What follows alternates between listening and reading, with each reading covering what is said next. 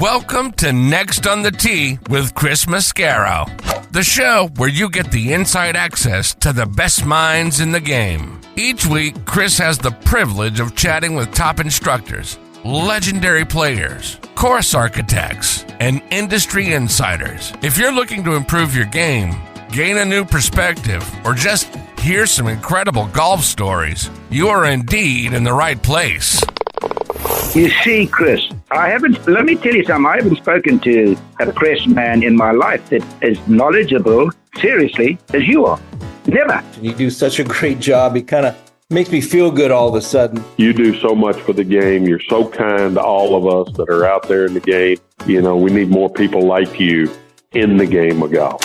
Thank you for pressing play. Now, grab your clubs, step up to the tee, and let's get started. This is Next on the Tee. Hi, folks, and welcome into this edition of Next on the Tee, where golf legends live and your game gets better. I'm your host, Chris Mascaro. This week, I've got another terrific lineup in store for you, featuring one of the game's most respected players, plus a World Golf Hall of Famer, and then one of Golf Magazine's top 100 teachers. We're going to be talking about everything from becoming a better ball striker and what that means, to the mindset it takes to play your best golf, then on to some legendary great golf stories, plus what the future of professional golf may unfortunately end up looking like. All that and more is coming up for you on this edition of Next on the Tee. So who are we going to do all of that with? Well, of course, leading things off is our resident director of instruction, Tom Patri. TP and I are going to talk about what it really means to be a great ball striker. We hear that all the time. He's a great ball striker. She's a great ball striker. In my opinion, isn't everybody on tour a great ball striker? Well, you're going to hear what TP thinks about that and how he defines it. We'll also get into the changing culture of professional golf, including fan behavior, because it's continuing to get out of hand. We saw it again at this year's U.S. Open. From there, we're going to get into the evolution of equipment, because we saw several players trying to pull off that forward shot that Corey Pavin hit to secure his U.S. Open title back in 1995 at Shinnecock. And one of those guys remarked, "Thank God golf got easier." We'll also hear the latest on his new book. TP teased that last time he was on the show. From there, I have the privilege of welcoming back to the show World Golf Hall of Famer David Graham. David was one of the very best players in the world during the prime of his career, winning the PGA Championship and the U.S. Open, plus 40 professional tournaments across the world on 6 different continents, one of only a handful of players to ever pull that off. We'll look back at those incredible years, his memories from winning there at Merion, that U.S. Open, and being this year's honoree, by the way, as well, at Jack Nicklaus Memorial Tournament. I also get David's perspective on the PGA Tour's proposed changes, the future of what professional golf could look like, and what advice he'd give young players that are chasing their dreams. They came to him and said, "Mr. Graham, I want to be just like you and win majors and have the career you have. What do I need to do in order to get there?" David tells you. Then we're going to wrap up this edition of the show with one of the finest teachers in our game, Golf Magazine Top 100 instructor Mike Malizia. Mike recently earned his place among Golf Magazine's top 100 instructors in America, and we'll talk about what it was like when he learned that he was going to join that list. Mike also shares with us a blueprint for practicing like a tour player, even if you've only got 45 minutes to do it, along with the 3 things that every golfer needs to do in order to maximize their performance. We'll discuss why it's important to build a repeatable putting routine and go through that routine even if you're just practicing out on the practice green. Why raising the lead heel to generate more distance is making a comeback, especially with a driver in your hands, and how he learned that he's really in the people business first and the golf instruction business second. So, folks, it's another episode packed with great stories, outstanding instruction, and insights from 3 people who have dedicated their lives to helping all of us enjoy this wonderful game a little bit more. So thank you again for pressing play and taking the journey with me. I appreciate the fact that you're here. A huge dose of vitamin G goes out to each and every one of you. Now, before we get started, if I could ask just one favor, wherever you're listening to this episode today, if you would go out and subscribe to the show. That gets us in front of the algorithm more and gets the show presented to more great golf enthusiasts who can enjoy what we do here a little bit better. So thank you so much for going out there and doing that one small thing. Just take you a couple of seconds. I really appreciate it. Okay, before I get started with today's guest, I want to take a moment to thank a couple of local Pittsburgh area companies that I reached out to and tried when I was reviewing the Best of Pittsburgh awards from last year in 2025. Now, please keep in mind, I reached out to them. They didn't contact me, and these are not paid endorsements. I'm just a fan of their products. I got some samples, and now I'm hooked. And just because they're local Pittsburgh products, you can go online and get them shipped wherever you might be as well, which is why I wanted you guys to know all about them. And as I've said on the last few shows, I'm a huge hot sauce fan. I love trying different sauces and finding ones that have the perfect blend between heat and flavor. And a lot of sauces can bring the heat, but they've got no flavor behind it. Now, that is why I've become a huge fan of Artie's hot sauce. Artie's has found that sweet spot. His sauces bring plenty of flavor first, and then the right amount of kick behind it. Whether you're putting it on wings, taco, burgers, eggs, pizza, or just about anything else, Artie's hot sauce makes everything that you have taste better. If you're a fellow hot sauce lover, you've got to go give them a try. You can find them out online at artieshotsauce.com. I also want to give a shout out to the Steel City Salt Company. Their handcrafted spice blends and seasonings are out of this world fantastic. I've become a big fan of several of them, including the Steel City Steak Seasoning, Black and Gold Blend, and their Pittsburgh Pepper Blend. I added them when I do things like grill out steak, grill out chicken. I sprinkle them on vegetables to give those an extra kick.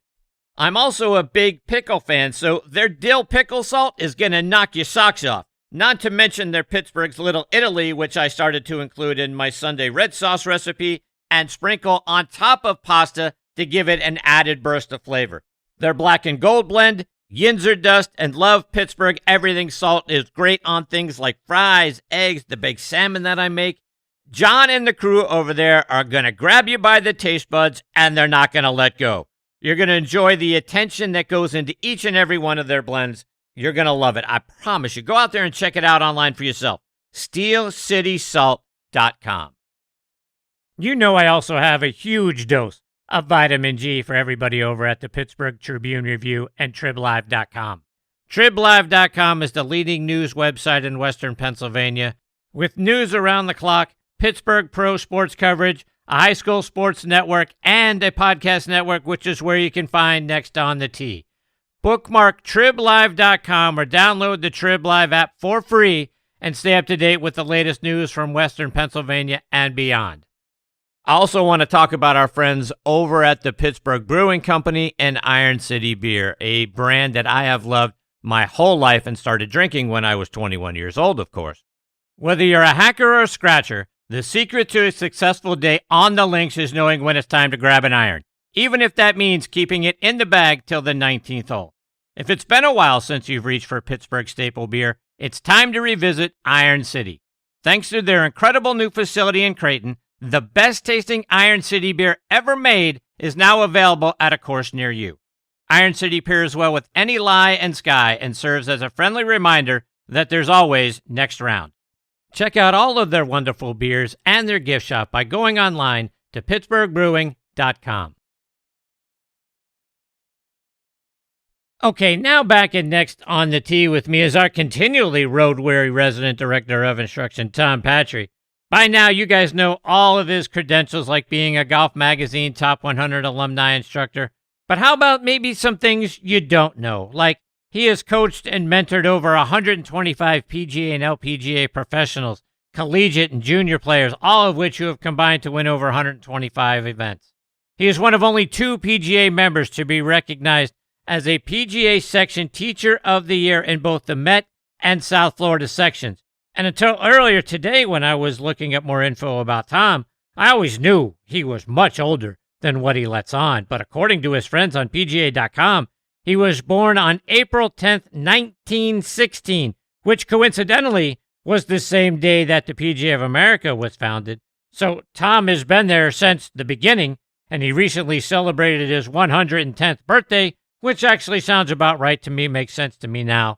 And I couldn't be more honored, though. I get to spend more time, the 135th time, by the way, having him as part of Next on the Tee. Hey, TP, how you holding up, my friend? I'm very old, very old. Can you believe 110? Can you believe that those brain surgeons at PGA National put that error up online. Seriously. Seriously. I was like, wow. That's why I'm a big fan of the section, not a big fan of National. I'll say it out loud. I mean, you've been trying to get me to read, some, pretty old books about old Tom Morris and Ted Ray, Bobby Jones. And, it makes sense to me now. You were there. You saw him play. Yeah, it makes sense why I should read. Right after I came back from World War I. Unbelievable. Yeah. Thank you, PGA.com.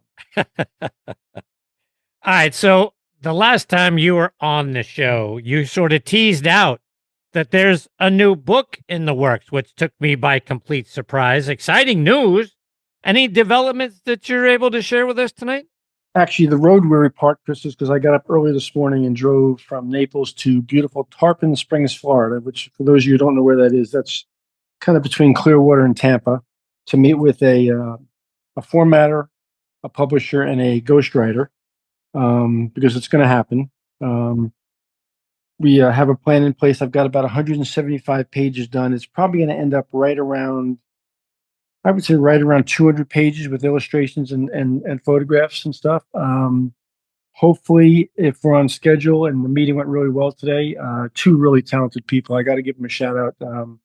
They're Ann and Eli just made things seem so easy today. They're very good at what they do. They're professionals, and they think we can get this thing on the shelves by probably exactly this time next summer. I'm gonna start pumping it on social media. We've got a cover of the book just about done, which we'll use as a graphic to promote it. I'll send you a copy as soon as I get a copy of it. We kind of refined it today. The forward is going to be by our good friend Damon Hack from the Golf Channel. Very nice. We've got some testimonials from some people that you know very well, Mr. Ford, Bob Jones, Dr. Bob, and a few other people to be named. But it's really coming together nicely. I've been working on it kind of quietly for just over 2 years now. It's going to be part instructional and part entertainment. And we're pretty sure the title is going to be called The Long Walk. So when I get a cover, 110 years. Yeah, exactly. 110 years, that's a long time. That's a long walk. It's a long walk. I'll share some more stuff with you and with our listeners as we go along. And for those listening, we'll be pumping some stuff on all the social media platforms pretty soon. Well, that's very exciting. Again, I had no idea you were working on it, and then to learn about that, and then obviously our conversations since that time, it's a very exciting thing to think that you're going to go back and put some more things in there about your career and the things that you've experienced and that sort of thing. So we'll certainly pump it out on this show as well. And we tease about this at the end of every segment when you join, but for the folks that want to understand more and stay up to date with it, again, you talk about pumping it out on social media, but let them know where they can find you on social media. Yeah, the biggest presence right now is probably TikTok and Instagram. Sprinkling on Facebook, LinkedIn, Threads. So we're kind of all over the place, and I'll be pumping this information out on all those platforms on occasion, but mostly on, I would say, TikTok and Instagram. What's your handle on there so they can find it? It's really complicated. It's called @TomPatri. But you got TP Golf and you've got other things. Right. So it's pretty easy to find me. Not as easy as to find you because you're world famous. I'm regionally famous, but you're world famous. Of course, don't be silly. Don't be silly, indeed. But yeah, I truthfully, because I'm pumped up about it. I've been working on it for a long time, very quietly. I wrote one published one back in 92, 93. So and the people I met with today think that they'll put it on both Kindle and Amazon books, and then there'll be a presence in some bookstores, probably Borders, and we're also talking about an audio book as well. So there'll be a lot of different ways to get your hands on it. So we'll see what happens. It should be fun. Indeed. Be fun. Yeah. All right. So let's back up a minute, Tom, and kind of go back to the roots. And you hear a lot of people talking about, particularly in business, but in golf too. Cindy Miller talks about this a lot when she's a part of the show. It's sort of understanding your why. I want to go back to the beginning for you. Why do you do this? Why do you do what you do?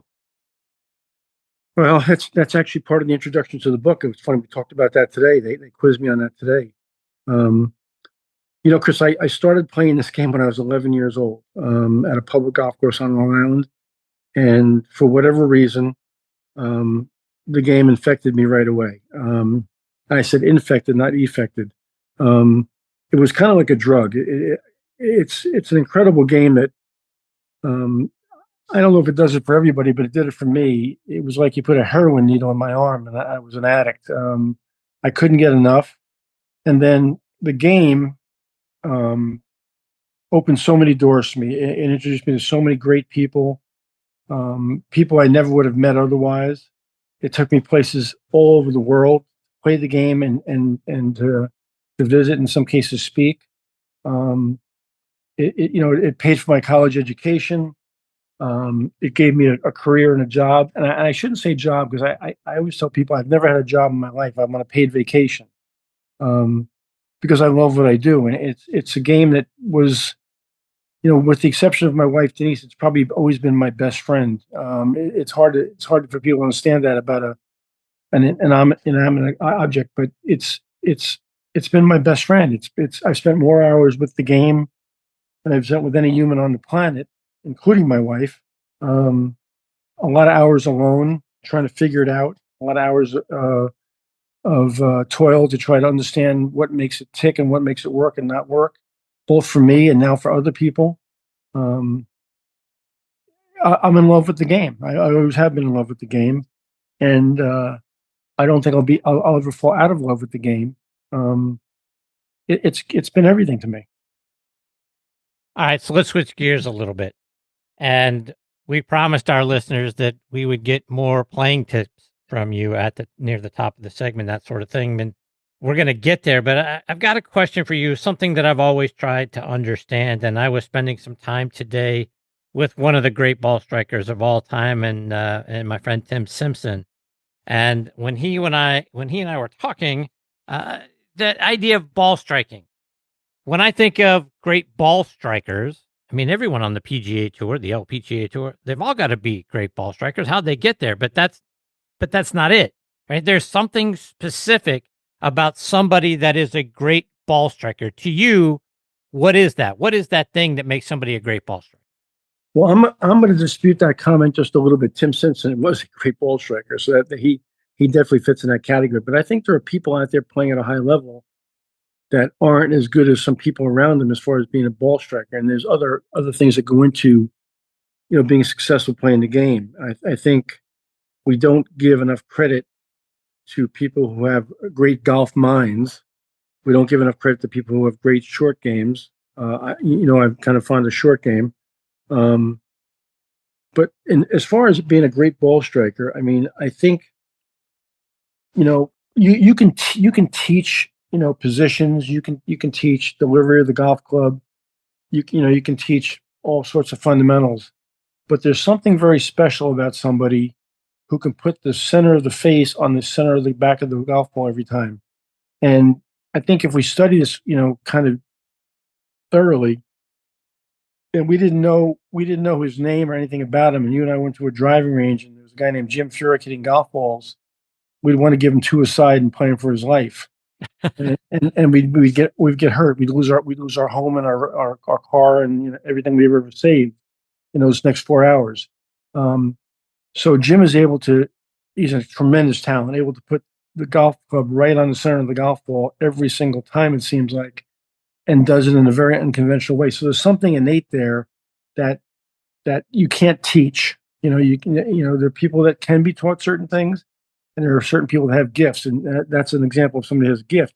Jim Furyk and Adam Scott don't look anything alike, but they've had very similar careers. They both have won one major. They've both, been part of, incredible national teams, President's Cup in one case and a Ryder Cup in another. But they couldn't be more different as far as the way they look, the way they go about it. But they're both great ball strikers. So you can teach all day long, and you can talk about fundamentals and positions, but there are certain gifts. I have some guys that really make nice swings at it that hit a lot of crappy shots, because they can't find the center of the face at that one moment in time, that one fraction of a second when the club face talks to the ball. So there's an intangible there that we always search for as players, and certainly as coaches and teachers trying to deliver a message that, you can't necessarily teach it. Some people have it and some people don't. You can get the people who don't, you can get them to a reasonable place. I don't think you can ever get them to an elite place. Part of that elite category is a gift from God above. So that's something we're all in search of, the Holy Grail. Tom, one of the things that I want to get from you, and I also want to get with Mike Malizia, who comes up in the third segment of tonight's show. Let me tell you something. That's a talented dude right there. Indeed. The idea of when we get to the golf course, we don't always play the very best that we can. Not even at the tour level. You hear guys talk about having their A game or their B game, or having to get through a round with their C game. Maybe make sure that you turn a 75 into a 72 or something along those lines. So it's sort of the art of playing bad golf well. When you get to a golf course and things aren't going well for you, or you've got a student that's out there playing and it's just not going all that well, but you got to post a number to keep yourself in a golf tournament.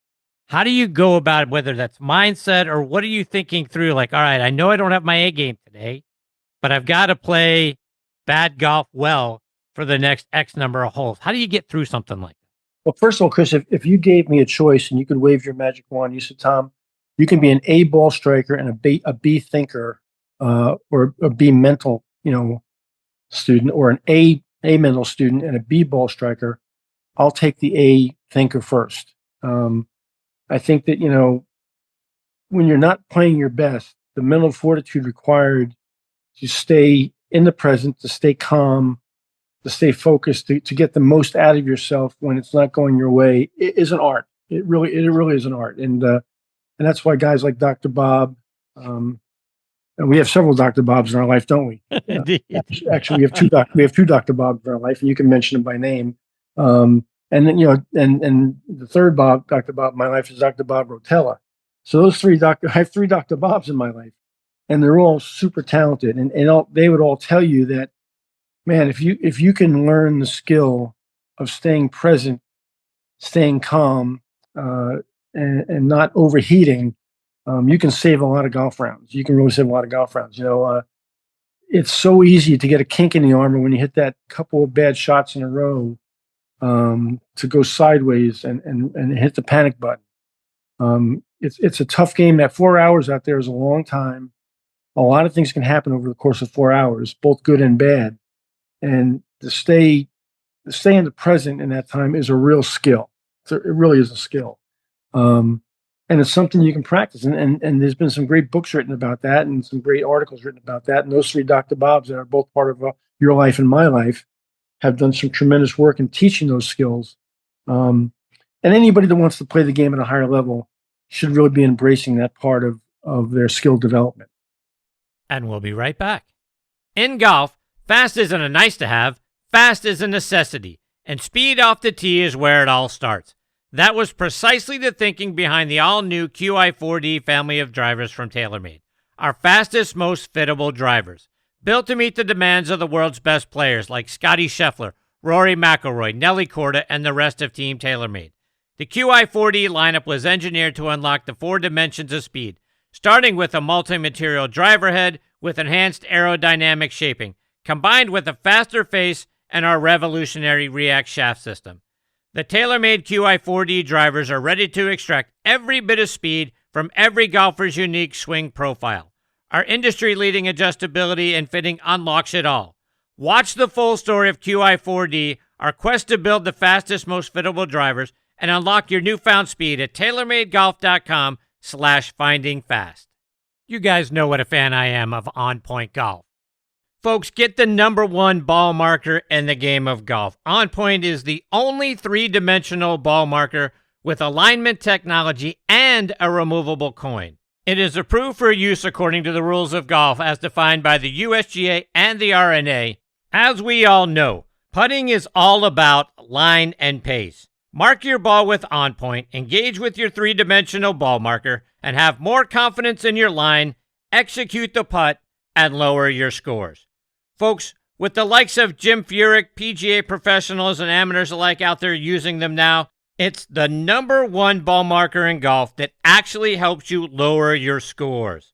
Go online to onpointgolf.us, read about the science behind it, then put one in your bag and make more putts. I feel like it's the 15th club in my bag. It's helped my game. Why wouldn't you let OnPoint help yours as well? Again, onpointgolf.us. Check them out and get one in your bag today. PGA Tour Superstore pros aren't born. They're made. Every January, hundreds of associates talk to the top manufacturers, learn about the latest clubs, test the newest equipment, log thousands of hours of training, and together hit over 100,000 balls, all so they can get you the perfect fit.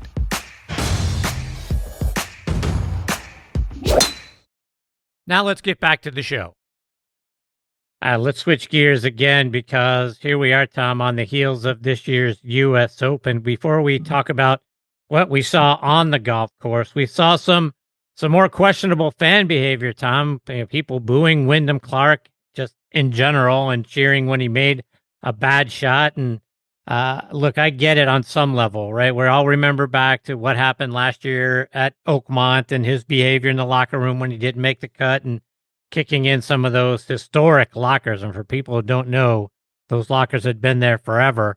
And to kick a couple of those in, to me, is egregious. So I get why people were generally upset with him. And I'm sure some people were rooting for Scotty because he had an opportunity to complete the career Grand Slam. But it feels like fan behavior continues to get out of hand. Eamon Lynch suggested it should be the last time a major is played on Long Island. I don't know. What are your thoughts? What needs to change? First of all, as you know, Chris, and some people listening might not know, I'm from Long Island. I'm from that area of Long Island where Shinnecock is located. I grew up right in that exact area. And I couldn't agree with Eamon Lynch anymore. I'm embarrassed by behavior of I'm going to call them my brethren, although I don't consider them my brethren, but I'm embarrassed by their behavior. I think they've shown their cards enough times now that there's a PGA Championship in the future on Long Island. I would seriously be considering moving it right now to another location. I feel that strongly about it. I don't think those people and their behavior deserve another tournament of that kind of consequence in their neighborhood. They've shown their ass enough times now that we know what they do and we know how they act. So I don't condone that behavior at all. Listen, I'm not a big Wyndham Clark fan, and what he did at Oakmont, I think is deplorable. It's funny. He after he first did it, he kind of doubled down on it after he was asked about it. And then I'm sure a manager or a publicist or some other people got his ear and said, "Hey, listen, you gotta change your tune on this deal because you're creating some really bad juju for yourself going forward." So I'm not sure I believe all the kind-hearted accolade, all the kind-hearted thank you. I'm sorry, I really did. I made a mistake right now. I think he showed his ass pretty well when he did it, and then he doubled down on it right after that. So I don't have a lot of sympathy for Wyndham Clark, but I still don't condone that kind of behavior at a tournament site from a fan base at all. It's not acceptable. It's just not acceptable. One thing, and I gave you a shout out last week for this, by the way. You mentioned bad juju. One of the things that you and I were talking about, particularly with respect to the U.S. Open, because I told you I wasn't rooting for Wyndham Clark at all because of his actions. And one of the things you cautioned me about with respect to bad juju is don't ever root against somebody. You don't have to root for them, but don't root against them. Root for somebody else, but don't actively pull against another player. Now, like as you and I were talking about it, I mean, I certainly, when I'm out playing with friends or whatever, and we may have something on the line or not, I never root against one of my buddies, and I would never root against somebody that I'm playing against because you don't want to win a golf tournament in somebody else's bag. But from a fan perspective, I certainly rooted against players in the past, and you said, don't do that. Tell everybody why. I'm Well, and everybody's going to laugh at. Some people are going to laugh at this. I'm extremely superstitious. I mark my ball a certain way. I tee my ball up a certain way. I have a certain routine I go through. I have a certain pre-tournament routine I go through the day before. I clean my clubs a certain way. Um, and I've always believed that you don't root against anybody because the golf gods are going to come get you. It's funny. My wife Denise, who's a pretty good athlete, is pretty opinionated about who she likes and who she doesn't like in sport, and she's gotten to be a real golf fan, which I really enjoy. She really loves. She doesn't play the game, but she knows an awful lot about it, and she's kind of made herself a student of it. And we'll turn on a TV, the TV to watch a tournament on Sunday, and she'll say, I hope he hits it out of bounds, or I hope he hits it in the water. No, you can't do that. She goes, well, I don't play. You do. I said, yeah, but we're related, so it might carry over to me. it might bounce off of you and hit me. Yeah, because we're married, so it might count against me too. So you can't do that. And that's how superstitious I am. So I've never pulled against anybody. I pulled for some people. But I've never, even in contention, coming down the stretch against somebody in the tournament, I've never pulled against somebody. I really believe you don't do that. I'm not superstitious. So I think the golf gods will come and get you, Chris. They'll come and get you. You're laughing. You see, it's not funny. I get you. Hey, something that grabbed my attention, Tom, before the tournament actually really got started, that they gave several of the top players in the world, right? Jon Rahm, Rory McIlroy, guys like that, the 4-wood that Corey Pavin used to hit that incredible shot on the 72nd hole in 95 when he won the U.S. Open at Shinnecock. And none of those guys could come close to pulling off the shot that Corey did. Rahm said he's going to need a ball from the 1990s, that gets triple the spin just to get the ball up in the air using that 4-wood. Dustin Johnson said that 4-wood's got the same loft as my driver. It's amazing when you look at that club, from the bounce, from the size, and all of that sort of thing. Now, compared to what we have now, one of the players even said, thank God they made the game of golf so much easier since then. I mean, it's amazing what Corey did in the not only the golf clubs, but the golf balls that we had when you look back at it. So, it's funny you say that, Chris, because I've got a collection of old Persimmon clubs in the Learning Center at Twin Eagles. And one of the clubs in that collection, some of them are from the 50s and 60s, but I've got the driver that I won the NCAA Division II National Championship in 81 in that collection. And every once in a while, I'll hand it to one of my students today, one of my really good college players. And I said, hey, let's see how good you are. Let's hit this. It's got an old X100 steel shaft in it. It's an old Tony Penna with ready for this, a Gamma Fire insert. That was that's really special. Gamma Fire insert in it. And they'll look at it. First, they look at the size of it. Now, this is like a pea shooter. It looks like where's the club face? And they'll hit it, and they're like, no, there's no way I can't hit this thing. I might miss the ball, literally. And I remember playing my last 2 years in college with that club. And right when I graduated was when the first metalwood came out. Gary Adams made the first tailor-made burner. Remember that thing, 7 degrees? Right? And that thing came out. We thought that was the greatest thing on the planet. And it was really a pig, was what it was. It was awful. But that driver, my junior and senior year, I drove the ball, I guess back in that day, probably around 275 and a Bellata golf ball, and hit a lot of fairways with that club. And I look at it now and I go, how in the hell did I hit this? I mean, I can't hit it a lick. Not even a lick now. But Pavin, the thing that's really amazing about Pavin and that Open to me is not that it was 7,400 yards, like it is now, or 7,600 yards, whatever it is now, but it was 7,200 yards par 70. And Corey, we played at the same time in college, did not hit it any further than I did. To play with that equipment on that golf course in that condition and win that major there, if you were going to ask me who wouldn't win a major at Shinnecock in those conditions, he would be one of my 10 picks not to win. And I don't think people give him enough credit for that performance with his skill set. Not that he's not a skilled player as far as the distance he hit the golf ball and the shots he had to hit into those greens, because those greens play smaller than they look. That was a tremendous performance. And that 418 exemplifies that performance. But that was a great, but that was one of the all-time great U.S. Open performances as far as I'm concerned. Something else I heard during the telecast when they were trying to fill some time. Remember, we had that fog delay at the beginning of the first round. Froggy, he was froggy. It certainly was. But one of the commentators said 1986, that was the year Raymond Floyd won the Open there at Shinnecock, that year was prior to the modern era of golf. And when I think about the beginning of the modern era, again, it's just my opinion, my interpretation, I sort of think of post-World War II. I think of Hogan, Nelson, Snead. That's when they really took off. The game started to really grow, kind of leading up to when the big three then took the baton and took the game to new heights. I certainly don't think of the 80s as the modern era of golf. I don't know. What are your thoughts? Well, let's not call out whoever that was, because that was probably one of the stupidest things I've ever heard anybody say. But I mean, you could probably make an argument for several different time periods as a transition into the modern era of golf. You could talk about Hagen when he broke into the clubhouse for the first time and refused to change his shoes in the parking lot. You can talk about Jones winning the Grand Slam. You can certainly talk about the influence Hogan had on golf when he won 3 out of 4 majors and couldn't get back for the 4th one in time because of travel.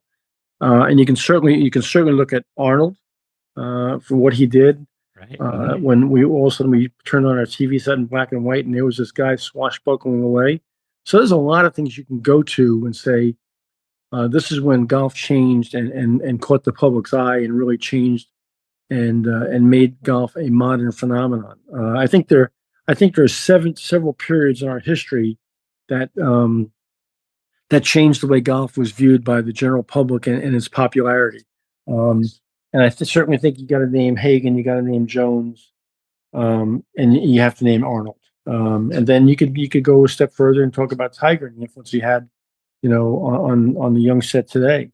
So I think history bears a lot of different chapters, and those guys all wrote the history books as they moved the game along. You mentioned Tiger. You want to talk about something else that'll make you feel really old. When you were on the show a couple of weeks ago, here we go. Joe Groman was also on the show, and Joe talks about his relationship with Earl and Tiger Woods, and from their days out in California at the Navy base when Tiger was just a young player coming out there with Earl to play on that golf course. But anyway, Joe was talking about teaching his junior players, 10, 11, 12 years old, and they don't know who Tiger Woods is. I'm like, holy cow. You and I joke about how people, don't know Billy Casper and don't know a lot of the names from, back in the 60s and 70s. It's amazing to me now that young kids don't know who Tiger Woods is. It's funny. There's 2 things that hit me hard all the time. Is one, I'll say to one of my junior players. I mean, talking about kids that are really good junior players that really play a lot of competitive golf. And I'll be in the middle of the lesson. I'll say, let's talk about the tempo of Fred Couples. And they'll go, who's Fred Couples? And I'm thinking to myself, wait a second, he's the same age I am. He's a friend of mine. You don't know who Fred Couples is? No, who's Fred Couples? And I'll go, oh boy, that hits me hard. And then the second thing is this will really get you. I am now teaching juniors whose parents were students of mine as juniors. Wow, second generation? Yeah, so I'm teaching a couple of different kids in and out of my stable who are youngsters, who are the children of children that I taught. Wow. And the first time that happened, I was like, wait a second, time out here now. Wow. This doesn't make any sense to me. This is hard to compute. I've got a guy that I taught that is a really successful guy. He lives in Alexandria, Virginia. Came to me when he was 13. Really good youngster. I mean, I love this kid. He's one of my favorites of all time. And he's a very successful business person in the D.C. area now. And went on to play college golf at William and Mary and won a college event at William and Mary and set a bunch of school records. And a couple of years back, he sent a couple of his boys to me for some lessons. And I was like, this is freaking me out, man. This does not make any sense to me at all. It does not compute. But it's happened several times now, and it's a crazy feeling. It really is. No doubt. One more before I let you go. And there was something else that they were talking about during that frog delay. A rule of golf that I wasn't keen on. And they were talking about how, there were a lot of players that had gotten out onto the golf course and had played several holes. And at first they were just holding them in place before they, blew the horn and brought all the guys back in. But one of the things that they mentioned is, because some of the players were moving back from the tee that they were standing on and going back to the previous green, and they were hitting putts. I thought, you can't do that, can you? You can't take a couple of balls and go back to the prior green and practice out there. But I got to admit, they said that's true. You can. I have to admit, because some of those rules have changed a lot, and I have to admit openly that some of those changes I am not up to speed on. I would have thought that was a violation too. So you just taught me something. One of the guys I got to put you in touch with, you know who Jeff Hall is, do you not? Of course. So Jeff, when I was at Westchester, at the beginning of my Westchester year, so this was 1990, was an intern and the junior golf coordinator for the Met PGA as a college intern. So that's how long I've known Jeff, and he's obviously just retiring this year as a senior rules guy at the USGA and a tournament coordinator for Open Championships. I got to get you in touch with him. You have to have him on because he's a great dude, and he'll be able to answer all those questions much better than I would. Yeah, we got to push you with him. Don't let me forget. Don't let me forget that. I'll get that. I'll get that done. All right. And the last thing, as we talked about a minute ago, we've got Mike Malizia coming up in the third segment. I've got David Graham set to join me here in the second segment. A couple of guys you are very familiar with, and you wanted to give a shout out to those guys. David Graham is was somebody that I really admired as a player, as a youngster growing up. And I'm not trying to make David's listening on that. I don't want to make him feel older than me because nobody's older than me, although he is. 110 you are. Yeah, I'm 110. But David Graham was somebody that I, as a young player coming up, I used to pay a lot of attention to because you talk about good ball strikers. There's your good ball striker right there, Chris. You can ask him some ball striking questions because that guy hit the middle of the face every time. That last round at Merion is something that I hold dear in my annals as far as something that I studied very closely. And tell me, ask David if I'm wrong. Did he play with George Burns in the last round of that Open? See how good my memory is. If you got a good one. George Burns is from Long Island. I played some amateur golf against George. See if David remembers if that's true or not. I think that is true. But anyway, a great ball striker, a gentleman of the game. Came up through the annals of golf in his country as a youngster, and reached great heights as a U.S. Open champion. Somebody I really admired, and please say hi to him. I've had a few conversations with him back a while back, and he was kind to take my call and talk to me, and just somebody I really admire. And Mike's a hell of a teacher. I don't know Mike personally, but I follow him online. We've had a few exchanges online, and I follow his stuff very closely. He's a very talented dude and very articulate and very well versed in teaching and coaching the game. So you got a couple of superstars coming up behind me, and please give them both my best. I will absolutely do that. Speaking of the best, that's you, my friend. I can't thank you enough. 135 times tonight. We're getting closer and closer to more milestone show thresholds. So I'm looking forward to getting there. And thanks for sharing information about the book. Can't wait to hear more and more about it as you continue down the path of that project. And as always, can't wait to catch up with you again in a couple of weeks. Chris, blessed to be on with you. You do an unbelievable job in service to all of us. I appreciate it. And we'll have our morning chat tomorrow, and we'll review how you went tonight. All right. Take care, TP. All the best. We'll catch up soon. Buddy. See you, man. That's a great Tom Patri. And again, give him a follow. You can stay up to date with what happens with the book at Tom Patri Golf is where you can find him on social media. TomPatri.com is his website. And I'm very excited to hear more about this book. It's like I say, it took me by surprise, but it's going to be great. I know it is. Just the long walk, right? I mean, the guy that's meant so much to so many people. And again, when I was starting to kind of look through some different things about TP, a guy that's coached and mentored over 125 PGA and LPGA professionals, unbelievable what he's given back to the game. And this book is going to be no different than that.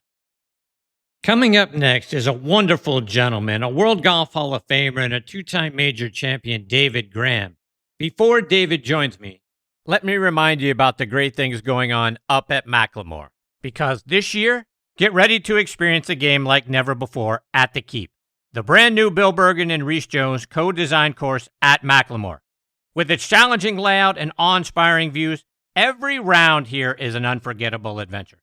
Whether you're taking on the signature holes or just soaking in the scenery, the Keep is where your best golf meets nature's finest backdrop. So grab your clubs and join us up at Macklemore. The Keep is open and it's waiting for you. And folks, if you haven't tried 2-Under yet, you really need to. Why? Well, from the first tee to the clubhouse, 2-Under's Joey Pouch is going to keep you comfortable and locked in all round or all day. Build your own bundle by going online to 2Under, that's the number 2, UNDR.com, and save up to 20%. Okay, now back and next on the tee with me is World Golf Hall of Famer David Graham. Let me remind you about David's background. He's from Windsor, Australia. He won 40 times as a professional on 6 different continents, an achievement shared only by Gary Player, Hale Irwin, Bernard Langer, and Laura Davies. He won 2 majors, the 1979 PGA Championship and the aforementioned with Tom, 81 U.S. Open. He teamed with Bruce Devlin to win the 1970 World Cup of Golf. He was a member of Australia's back-to-back championships in the Dunhill Cup in 1985 and 86. In 1988, he became a member of the Order of Australia, which is an order of chivalry. In 1990, he was inducted into the Australian Sports Hall of Fame. In 2015, he was inducted into the World Golf Hall of Fame. And in my opinion, he is one of the most underrated and underappreciated greatest players in the history of our game. And I couldn't be more honored that I get to spend some more time with him this week here on Next on the Tee. Hey, David, thank you for coming back on the show. Hi, Chris. My pleasure. So, David, I guess I got to get the answer. I don't know if you heard the end of the first segment with Tom Patri. He was wondering, were you paired with George Burns in the final round of the 81 U.S. Open? I was, yes. Tell him his information is correct. Tell him I want a signed copy of his book, too, when he comes out. Well, I'll absolutely tell him that. I might learn something. David, I want to go back into your career as well. Like it was when I look at, periods of your career, 1979 to 1985, that time frame, you were absolutely one of the top 5 players in the world. Like I mentioned, you win the PGA Championship in 79, you win that Open in 81, you finished 5th in the Masters in 1980, tied for 3rd in the Open in 85. Those kinds of results are very, very rare. What was that time frame like for you? Well, obviously, the PGA really got it started, but I won some significant tournaments earlier than that. I won the World Match Play in England against Hale Irwin in the finals. I won an Australian Open against most likely the strongest field that Kerry Packer and Jack Nicklaus had brought to Australia on a newly designed golf course by Jack. So I was kind of leading up to doing pretty well until the PGA. And as I've said before, I was blessed to have won. I beat Ben Crenshaw in a playoff. And that kind of started me off. I don't think I would have won the Open had I not won the PGA. So I had a good run there for a little bit. And I think players have periods in their career where they really, really peak. I think one of my issues was I played way too many tournaments in a row. But in my day, you had to do that to make a living. You look at players now playing for $20 million in 1 week. I mean, the most we ever played for were like 200,000 or 300,000 when, Nicklaus was winning majors. He was winning, $5,000, $6,000, $8,000. Now they're winning $4 million. I mean, the whole game has changed dramatically. And David, when you talk about the Australian Open, back in the day, back in the 60s, 70s, and even into probably the early part of the 80s, I mean, the Australian Open, to me, was kind of on par with some of the majors. I mean, that was a big event to go down there and win. I know it was in your home country, but to me, when you look at, we had the 4 majors, I mean, the Canadian Open, the Australian Open, to me, were just maybe a half step below the 4 majors, and I don't think people understand how big of an event that used to be. Well, all you've got to do is look at the record books. I mean, Gary Player won 7 Australian Opens, so you know how important that was to him. Jack Nicklaus won 6 Australian Opens. I mean, they came, Trevino came all the time, Arnold came. It was kind of the fifth major back in those days. And, but then appearance fees got involved and the travel distance got involved and the sponsors couldn't justify spending the kind of money that players wanted in those days. But, Nicklaus started playing in Australia in the mid 60s. I mean, he came down there all the time, won 6 of them. I think he played, he and I were just up at Muirfield together. I was honored to be the honorary this year at the Memorial Tournament, and we had a lot of chances to talk. I mean, he played in like 15 Australian Opens, and Gary Player won 7. I mean, so I think that kind of speaks for itself. Speaking of you being the honoree at the Memorial Tournament, what was it like for you to be honored by Jack and Barbara at this year's tournament? It was wonderful. It was 2 great days in my life. I mean, we had a dinner. I got to invite a bunch of friends to dinner Tuesday night in the clubhouse. The staff were fantastic. And then we had a ceremony on the driving range on Wednesday with a lot of the Captain's Club members who were pretty much the big dignitaries in the game. And the chairman of Augusta was there, and Tom Watson was there, and Jim Furyk was there, and the commissioner was there. And it was great. We had a lovely ceremony. Jack said some beautiful things about me. I made a nice talk. I think I got through it okay. And I'm looking over at myself, and I'm looking at Jack, and he's crying. I said, Jack, wow. You're going to make me cry. So anyway, we had a little tear session, and it was a fabulous time. We had a nice private dinner Wednesday night, and I witnessed Jack making the phone call to Bernhard Langer for next year. It was a fabulous experience. David, for a guy who won 18 times around the world, including those 2 majors, and being the only Australian player to ever win 2 different majors and being inducted into the World Golf Hall of Fame, I still don't feel like your name comes up enough when people talk about the greatest players in the history of our game. Despite all of those achievements, I don't think you get your due.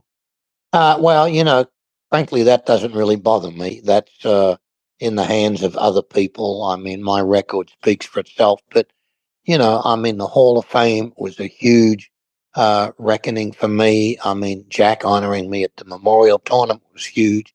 So I don't really think about that very much. I think when you're an international player and you come to the United States, I think it's completely different now. Maybe it's because of the Ryder Cup and the competition, but international players didn't really get a lot of recognition when they came over here in the early 70s. So there was a press issue, I think, but that doesn't concern me one bit. I was talking to Tim Simpson earlier today, and I mentioned that you were going to be on the show this week, and he said 2 of the most underrated players that he ever saw were you and your fellow countryman, Peter Thompson. Peter won the Open 5 times. Later in his career, he would win 11 times out on the senior tour. Right. For people who aren't familiar with Peter Thompson, talk about him for a moment. Well, he was terrific. He pioneered golf in Australia. He became the president of the Australian PGA. Peter loved the Asian tour. Peter loved to go up to Japan and Singapore and the Philippines and everything.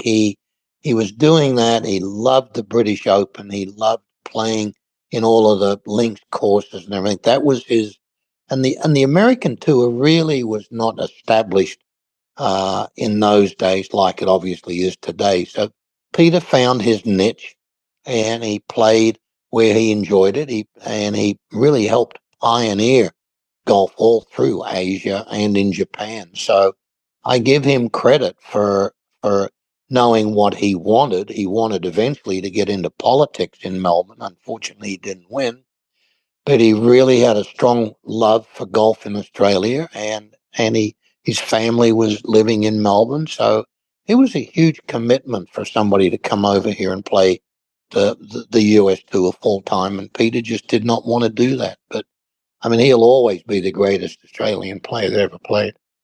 And David, for again, getting back to your game, for a guy who was so good for so many decades, I mean, you went through the 70s, the 80s, and into the 90s as, again, one of the top players in the world. What set you apart? What was your strength? What made you different?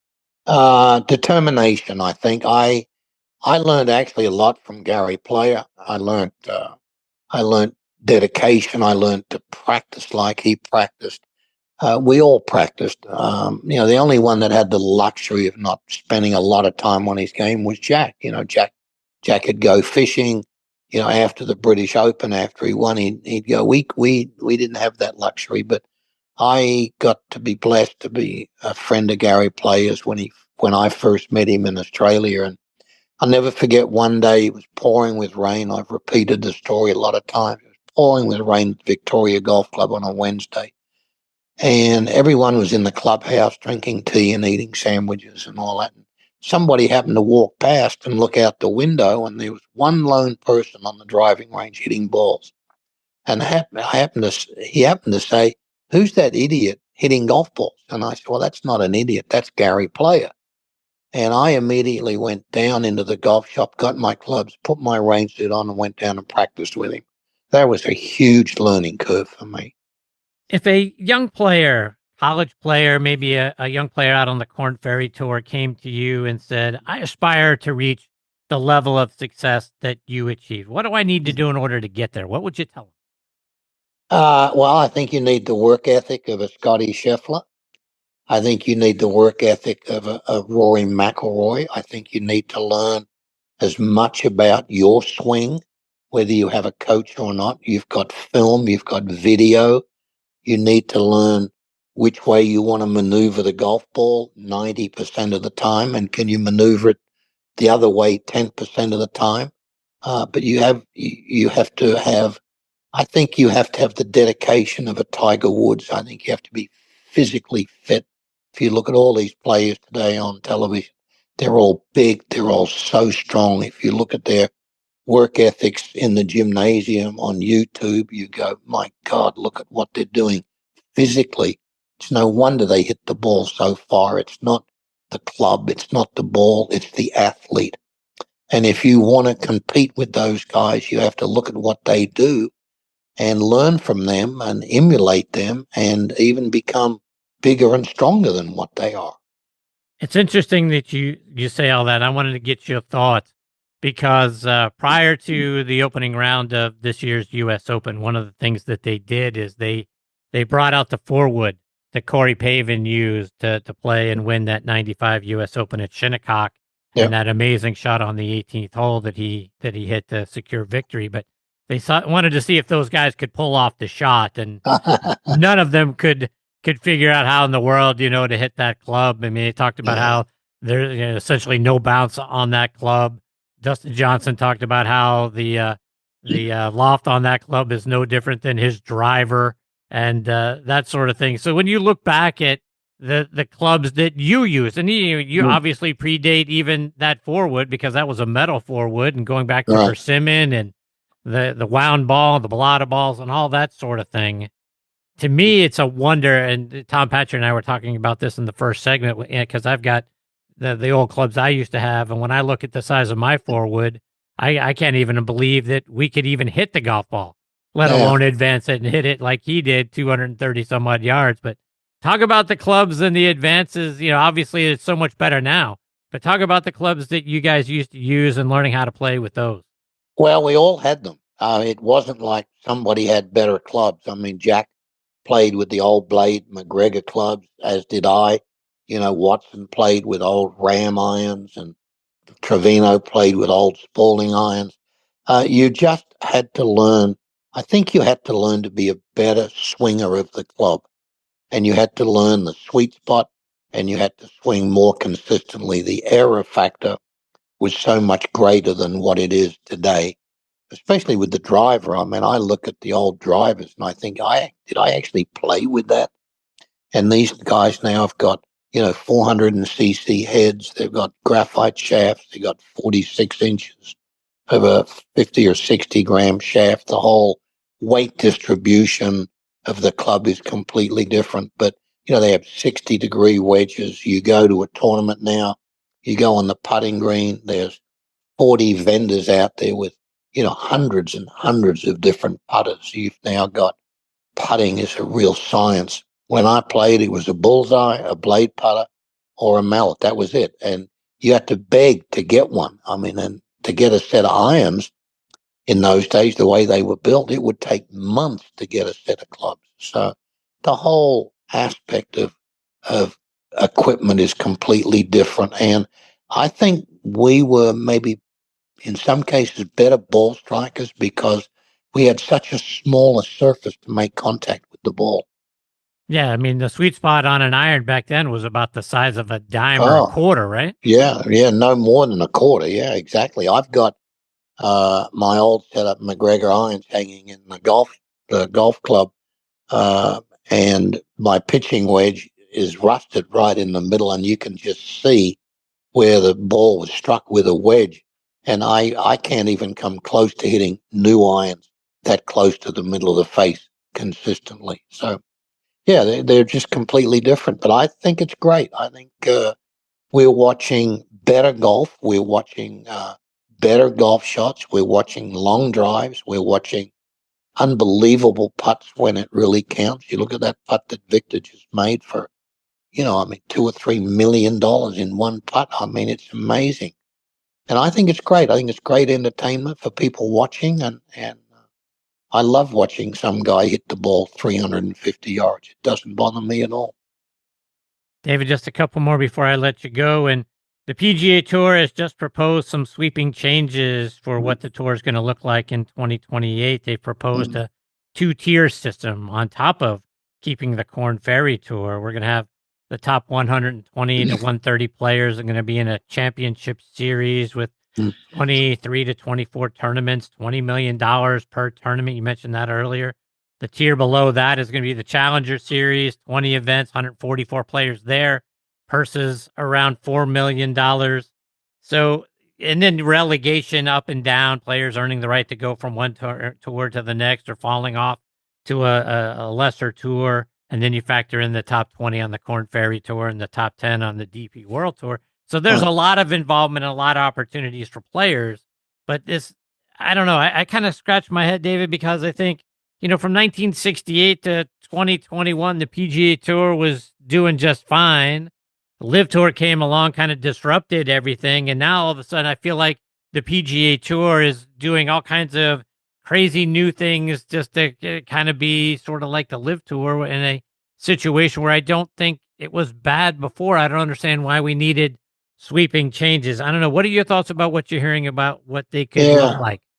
Well, one of the issues is they're jamming packed the 2028 schedule. I don't think your top players are going to play that much. You can't ask a Scotty Scheffler to play 6 tournaments in a row. Physically, that's just unrealistic. You've already got $20 million tournaments, and you've got some players like not even playing.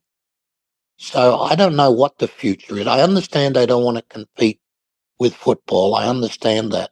So I really don't know, but we already have 2 tiers of 2. I don't understand why they're doing that. We already have tournaments that the top players want to play in, and then we have a second level of tournaments that the top players don't want to play in. So we already have 2 tiers. I mean, you look at the Byron Nelson.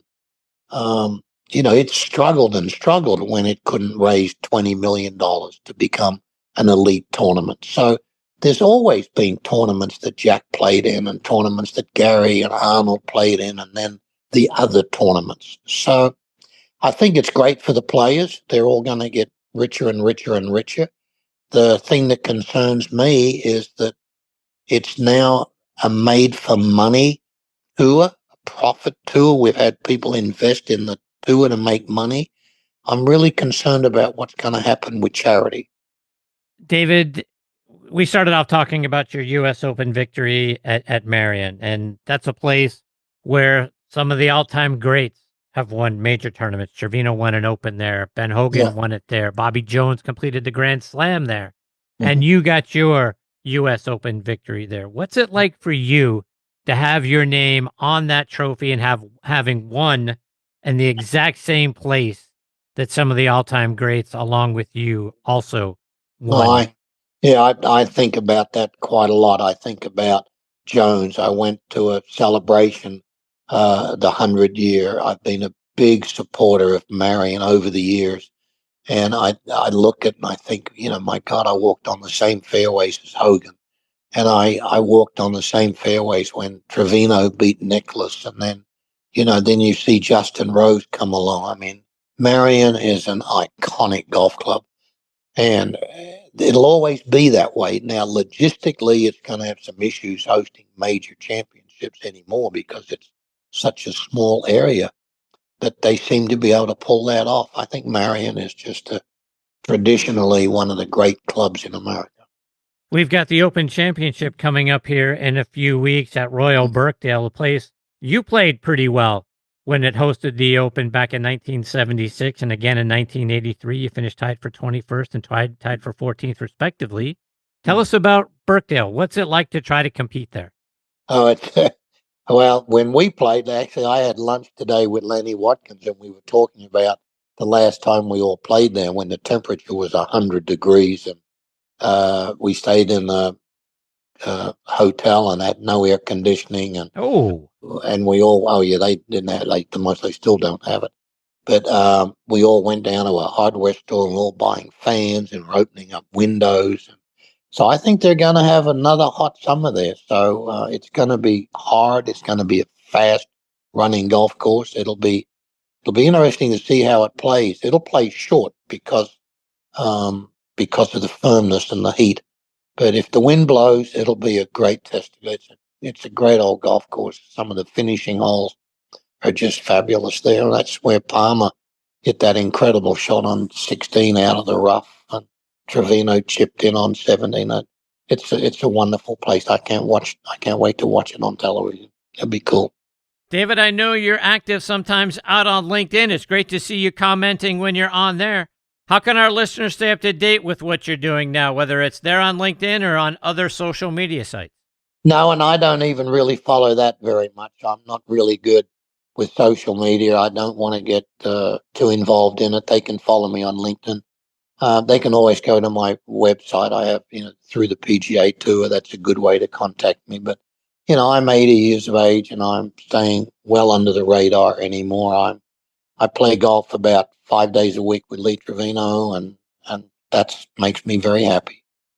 Well, David, it's always a huge thrill to get to spend some time with you and learn more about your stories and your insights. I can't thank you enough for coming back and being a part of this week's show. I hope we get this privilege with you again soon. And congratulations to you, Chris. You do a great job, and I loved listening to Tom, and you have great hosts, and you do a great job. I compliment you on your show. I appreciate that very much. Take care, David. All the best to you and your family. We'll catch up soon. Thank you. Bye-bye. Bye-bye. That is the great David Graham, folks. And again, to me, and like Tom mentioned in the first segment, and when I was talking to Tim Simpson as well, one of the greatest players in the history of our game, a guy that is vastly underrated, in my opinion, about how great he was. I mean, again, you look at him from the 70s all the way up through the early part of the 90s, and just was consistently one of the top 5 or 10 players on the planet. A guy who won 2 major championships, a guy who won on all different continents, 6 different continents, one of only a few players to ever achieve that feat on top of it. And then to think about all the things that he has given back to the game over the course of his career. Just an amazing gentleman, an amazing player, and a guy certainly deserving of being in the World Golf Hall of Fame. Huge privilege to spend time with him. This is the 4th time he's been a part of the show, and I'm certainly looking forward to catching up with him again, like I say before, hopefully before too long. And we'll be right back. Golf season is back, and Sunday Swagger just made sure you're going to be ready. Their new spring collection just dropped. They've got 60 bold, performance-driven styles for men, women, and youth. And if all that isn't enough, well, they just linked up with Pennzoil and Team Penske for a race-inspired collection that brings serious trackside energy to the fairways. With styles for men, women, and youth, you're guaranteed to turn heads and spark conversation when you wear Sunday Swagger. Visit SundaySwagger.com, join the Sunday Club for exclusive drops and member benefits, and folks, Sunday Swagger is going to give you what? Polos with personality. Again, check them out online, sundayswagger.com. And folks, Squares Golf, best golf shoes on the planet by far. It's not a gimmick. It's not marketing. It's science. Let's also hear a word from my great friends over at Squares Golf. You've heard of Squares, and there's a reason why. Because the best swings in golf don't start with your hands. They start from the ground up. Most golf shoes are built for looks, not performance. Squares breaks the mold. Our patented design gives your toes room to engage the ground, creating more stability, balance, and solid contact. Your same swing, now powered from the ground up. Experience the Squares advantage at squares.com. Squares. Performance starts where you stand. All right, now back to more of the show. Okay, as you guys know, I've been blessed to have so many of the top instructors in our game on this show, and my next guest, Mike Malizia, is certainly one of them. He is a Golf Magazine Top 100 instructor. He was an instructor at Harbor Ridge in Palm City for 15 years, then opened his own golf academy at Banyan Creek Golf Club there in Palm City as well. You've probably seen him during one of his many appearances on the Golf Channel. He's also been the director of instruction at Harbor Ridge Yacht and Country Club in Stuart, Florida. You can find him now at the club at Admiral Cove down in Jupiter. Golf Digest has named Mike as a top 50 instructor in the state of Florida, and I couldn't be more honored. I get to spend some more time with him this week right here on Next on the Tee. Hey, Mike, thanks for coming back on the show. Hey, Chris, thanks for having me. How you been? I'm good. How are you, my friend? I'm all good down here in South Florida. Good for you. Mike, I want to start out by congratulating you, my friend, on being named a top 100 instructor in America by Golf Magazine. What was it like for you when you found out last fall that you made the list? Yeah, it was, it's a lifelong dream. You work hard and I don't, my passion for it is I love helping people and making them better and helping them along this journey. And, you always think that you don't teach for titles, but when you get something as prestigious as that, it's just it just confirms that you're doing all the right things and all the hard work is paying off. So it's an unbelievable honor. Mike, I want to get some playing lessons from you this time around because as I follow you on Instagram, you've got so much great content on Instagram and YouTube. You've put together a blueprint for how we should go about a practice session, starting with a warm-up, which I think a lot of us skip a lot of times, whether it's we're running late for a tee time or even when we go to the practice range, we immediately pull out clubs and start swinging. But your blueprint, it's a 45-minute routine for those of us who don't have a lot of time to go practice. What should we be doing in order for us to practice like a pro? Well, I think that the first thing that really gets overlooked and to me is probably the most important is getting your body ready to play. I mean, if you said to me, I only have 15 minutes to warm up, I'd rather you spend 10 getting your body warmed up and then 5 just trying to get the timing, because once you activate those muscles and you open up those joints, your body moves completely different than if you were to just start hitting golf balls, warming up, and really never activate your muscles, because that's the whole thing. I mean, it's being able to activate your body and prepare it for what it's trying to do. And Mike, there are 3 things that you talk about that elite players do to maximize their performance. And I kind of want to walk through what those are. The first thing you talk about is controlling our attitude. We talk an awful lot on this show about the mental part of the game, but talk about how we got to really control ourselves so that we don't let adversity, and we're all going to face it when we're out on the golf course. We're going to find a bad shot, a bad lie, a bad break. Talk about the importance of not letting adversity shift your focus. Yeah, that's a great question, because it does. It's a constant mood swing on the golf course. I mean, you can hit a bad shot and get a good break. You can hit a good shot and get a bad break. So your response to it will be an absolute nightmare mentally if you let the outcome dictate how you're going to think, how your attitude is going to be, and how you're going to react to what's happening. I like to have my players go in with more of a game plan of, this is what I'm going to do. This is how I'm going to react. I'm not going to give it any more. I'm not going to give it any less. Running the process is the most important thing, because when you look at the game of golf, it's all about what you can control. There's so many variables out there that you cannot control. So if you start letting those things dictate how your mood is going to be, how your response is going to be, then it's just a nightmare of a roller coaster. So I think understanding the process of that is great. And that's what you have to do first. And then you have to have a routine that is going to work with that throughout the round. And, it's based on, really, I like to have people keep a mental golf scorecard. And what that is really committing to each shot. So if you go out and play a round of golf and you commit to the first shot, let's say, and that's perfect. So that's one shot, that's one commitment. If you get up on the second shot and you didn't commit to the shot, well, that's one shot with no commitment. So the goal would be if you shoot 72, you would have 72 shots and 72 commitments. Not going to be there, but if I can get my players in the 85 range, 85%, then that's a great goal. But you have to go into it understanding the process of, it's all about what you can control. It's not letting the outcome interfere with how you're going to react or respond. And now you're just giving yourself the best chance to play the best you can that day. And that might be 72, that might be 82.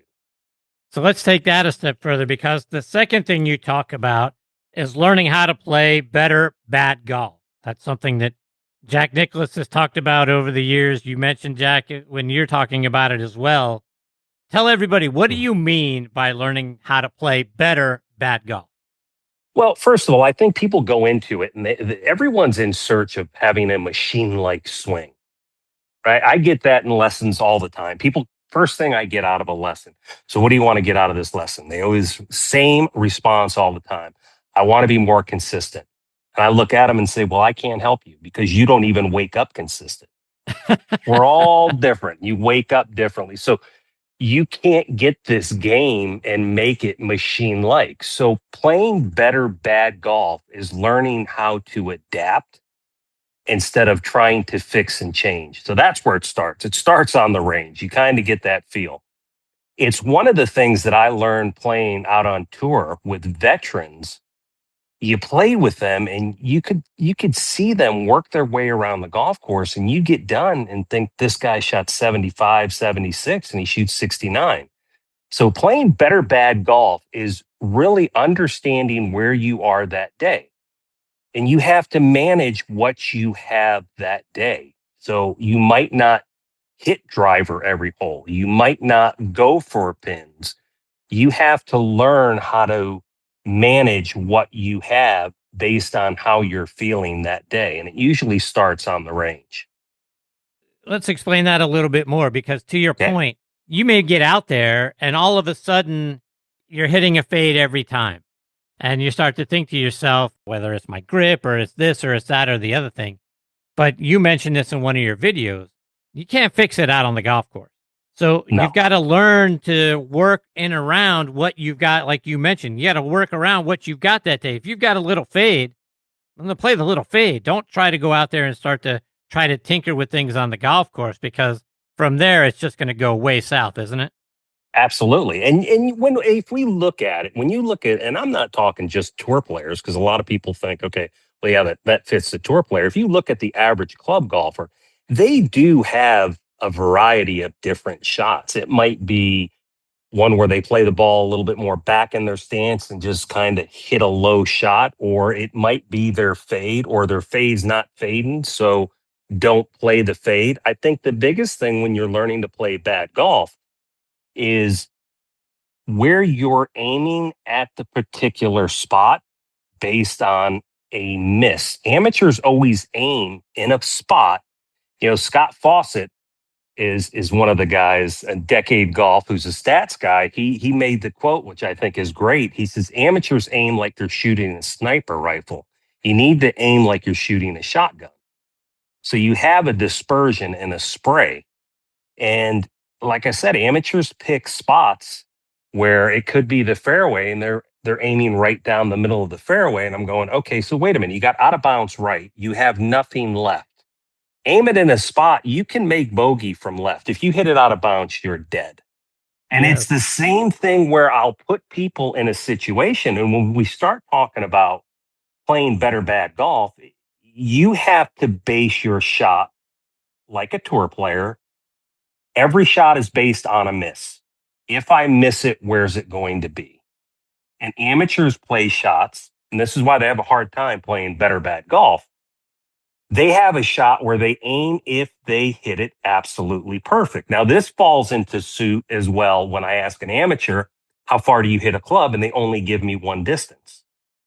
I go, well, wait a minute. If you ask me, Mike, how far do you hit your 7-iron? How far do you fly it? I will tell you 172 to 160. And they go, well, you mean I go, no. If you put me on the track, man, and you had me hit 50 golf balls, I will hit it 172 at my best, and I will hit it all the way down to 160. So that's my gap. So understanding that is big when you start trying to play, because you're calculating in that miss, because you are off your game a little bit. You're not, everyone's trying to play with their A game, but most of the time, 85 to 90%, you're playing with your B or your C game. So let's learn to manage that game and work on our A game on the range. Work on the things that you need to work on. It's the same situation where I will put an amateur in a spot where they have to, let's say they're short-sided, pins tucked, they got a bunker in front of them. And I'll say, what are you going to try to do here? Now they're trying to hit the absolute perfect shot. I'm going to land it just on the fringe, let it trickle down to the hole. I said, yeah, but you've already put yourself in a bad spot. So based on this, what would you say for your skill set? What is the difficulty of this shot? And they'll say, well, it's a 10. I said, exactly. So I don't need you to get this ball up and down. What I don't need you to do is to dump it in the bunker, blade it on the back of the green, 60 feet from the hole, and then 3-putt. So then I'll say to them, if you and I are playing in the member guest and you have to get down in 3 for us to win, what would you do? Then they look at it from a different approach. Well, I'd pitch it past the hole and then try to 2-putt. There you go. That's learning how to play better bad golf. To that end, one of the things that I think we weekend warriors are all guilty of, and you talked about your gap 160 to 172. I mean, for us, we remember the hero shot that we pulled off one time 3 years ago when we hit, when we hit it perfectly pure. It was a nice sunny day. There was no breeze. And I hit that 7-iron. For me, it would be 160. So I hit it that one time, right? We don't start to think through all of the things that we should be taking into consideration, like you mentioned. Talk about, from a strategic standpoint, you talked about if we had to get down in 3, what would you do? What should we be thinking about when we're out there? Let's just say in my example, I've got 160 yards to the pin. What should I be thinking about and really trying to figure out what club should I pull, not just remembering that one hero shot I made 3 years ago? Well, they all base it on, if I hit the perfect shot, it's going to be by the hole. And I don't want that. So for instance, if you have 160 to the hole and the pin's on the front of the green, then I want you to club up. I want you to, if you pure that shot, you should be 25 to 30 feet past the hole. If you hit the perfect shot. Yeah. You're going to slightly miss. And that's the other thing, Chris, that people don't really realize is the fact that they think it's a big miss. The miss is so small. And when you look at the data on TrackMan and you start to see how much energy you lose off the ball, missing it 6 millimeters, 8 millimeters. I mean, it's unbelievable with a perfect swing. I mean, if I put it on a machine and you start moving that ball around the face, it's unreal. So understanding that is huge, because what do you see with amateurs? They're always short. Right. They're always short based on club selection. Yeah, I think I tell a lot of my students, I say, hey, go play 9 holes, and here's what I want you to do. I want you to play to the back of the green. Use the back of the green yardage for 9 holes. and then tell me what you shoot. Because that now, if they hit it perfect or at the back of the green, they might be on the edge. But remember, that's one out of 30 for them. Right. As the players, obviously, the skill level gets better and better, that will change, but you're still going to have a gap. You're still going to have a miss. Mike, I've heard you say that our golf swing really doesn't change all that much up and down the bag, but ball position, setup, and our fundamentals need to be really solid. Talk about some drills that we should be doing on the range to be sure we're in good position to make consistently good golf swings. That comes back to really having awareness. And when you talk to the greatest players in the world, they all have that in their belief system that is their first go-to. Their first go-to is always their grip, is always the balance in their feet. It's always the ball position. It's always the alignment before they ever work on anything. Because typically what you see is when somebody does get off in their golf swing, you can trace it right back to out of position at address. I see it with the club golfers, and they don't give it the attention it needs, but the tour players are constantly looking at that. And the amateur thinks perceptually that the tour player, well, they just do that. They set up perfect. No, they're monitoring. So that's why you always see alignment sticks on the range. With them, it's a little bit easier because they typically will have their coach with them, watching them. But for the average amateur, I think alignment is huge. Alignment is something that changes. I always tell people this. I said, we want to swing the club on plane relative to our body. And that will produce a great shot, especially if we manage the club face. It makes it easier to manage the club face. But if my body is then misaligned, I'm forced to swing the club off plane to try to make it go to a target. So that's where things really get mixed up. I mean, if the average amateur would spend 10 minutes a day in front of a mirror, looking at their setup, looking from face on, making sure they're balanced and they're able to see that. If they look at their ball position in a mirror relative to their feet, because now they're looking at it in a mirror, and now they can look down and see where it actually needs to feel like it, because it'll change perceptually from them looking down. And then if they can flip around and put the mirror for a right-hander to the right of them, left-hander to the left, you can start to see, is my back angle straight? Do I have too much knee flex? Not enough knee flex? Is my weight too far on my heels? Is it too far on my toes? If you can just spend a little time, I know it doesn't feel productive. It doesn't feel like you're really practicing, but these are things that are so important. Another thing that I saw you do a video on that I thought was genius, because we don't do this either, is not only having a putting routine, but going through that routine even when we're just out on the practice green practicing our putting. It's ingraining that putting routine into our minds and that sort of thing. Talk about why that's an important thing that we all need to start doing. Well, I think it's true, not just in putting. I think it's across the board in every part of your game. I mean, if you look at golf, it's probably the only sport that's not played on the field. It's not practiced on the field that you play on.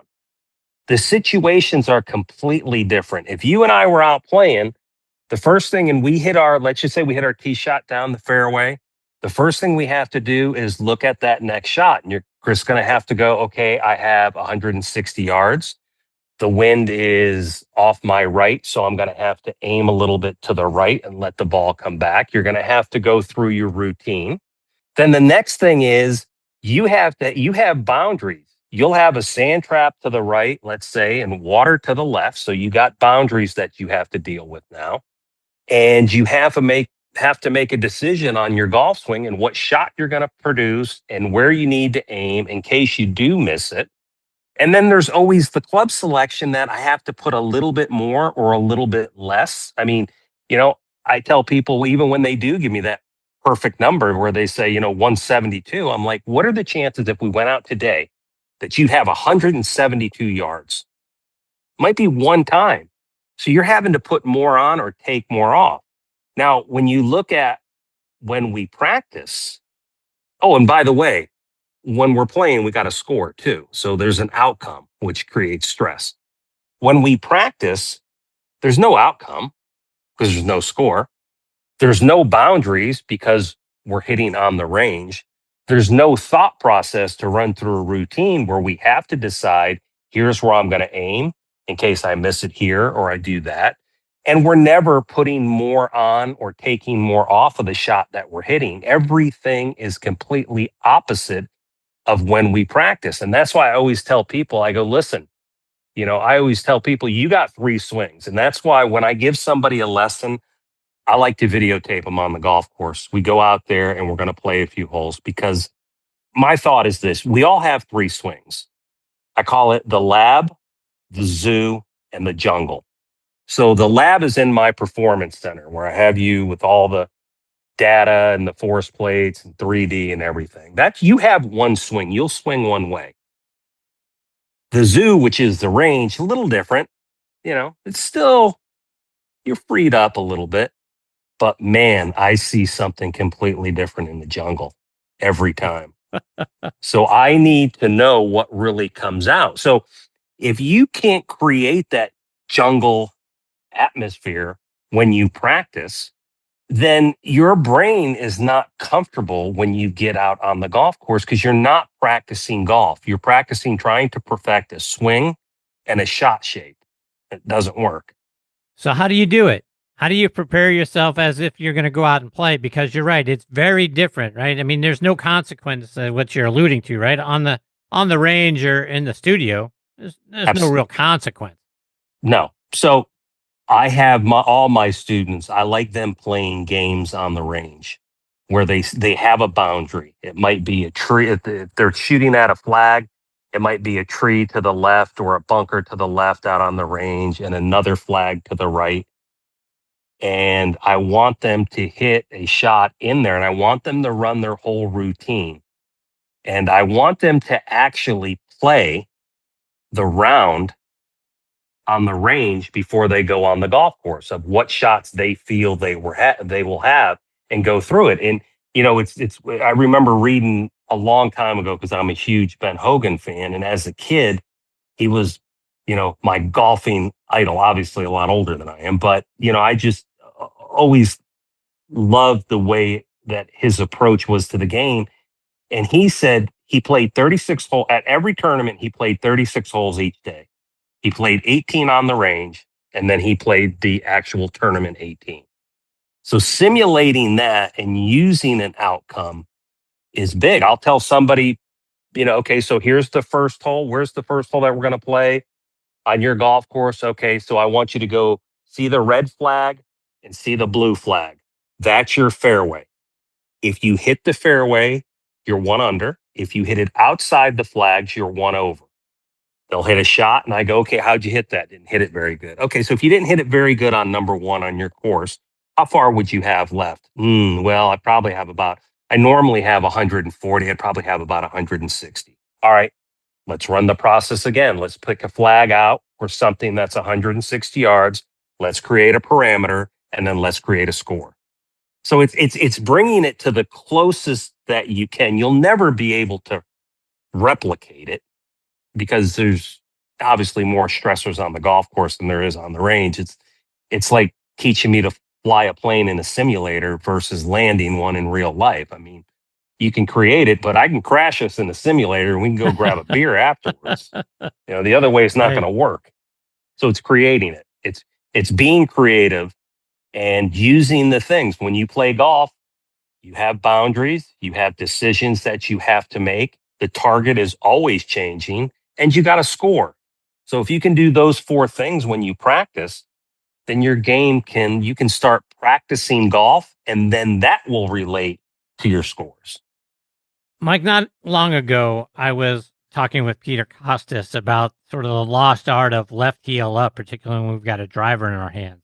Jack used to do that in his golf swing. I know you like the lead heel to be up. Talk about why and what it does for us. Yeah, I mean, I do, once again, I like my players to have 3 shots off the tee. I like them to have a stock, I like to have a fairway finder, and I like them to have a bomb. And, I'm 56. I'm still flexible enough to keep that heel down. But if you ask me to hit the bomb, that heel's coming up. And if you watch the long drive guys, none of them keep them down. And there's a great fitness guy, Ben Shear, works with a lot of tour players. I heard him coin this, and he explained it to me, which I think was absolutely brilliant, is that there's what they call restrictors and releasers. The guys who keep it on the ground, who are very flexible, younger, can do that. And then the guys who are releasers lift their left foot up. And Ben explained it to me this way. And he said, look at the way that our body is, our skin, the pliability of our joints, our muscles, as we get older, when you're young, it's like this, your skin's like filet mignon. It's nice, soft, it's pliable. He says, man, once you hit 45, 50, that turns into beef jerky. It just gets, right? So I thought that was explained brilliantly. And it's so true. And I think that, based on your flexibility, I do think that letting that heel lift up, especially as we get older, and if you're looking for power, if power is something that you're searching for, the 2 things you don't see with long drive guys, you don't see flat swings, you don't see flat feet. So is there something that we can do that automatically lifts that heel, or is that a conscious thing that you're doing to lift it up? And that's a great question, because a lot of people that I've taught to do it will typically do it incorrectly, and they do it out of sequence. And what I want them to feel, I always say, is imagine that I have a rope on your foot, on your heel, and it wraps around the front of you by your knees across and attaches to your right hip. So the rope's in front of you. Now, as there's some slack in that rope, but as you turn and turn and turn, it's going to get to a point, let's say, where your hip turns around 30 degrees. That rope's going to tighten up. Now keep turning and let that rope pull your foot off the ground. So it's the rotation between the pelvis and the thorax, your upper body.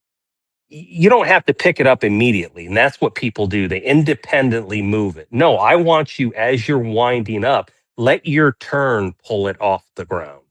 And that's really the only way that they can screw it up. They'll independently, like when the club gets a foot and a half away from the ball, their foot's already up. I go, no, that foot should start moving up right when your hands are around shoulder high in the backswing. Yeah, that makes sense.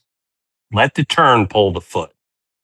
Mike, one more before I let you go. And we touched on this the last time you were a part of the show, but for people who weren't with us, you talk about how you are in the people business first and the golf instruction business second. Why do you say you're in the people business first?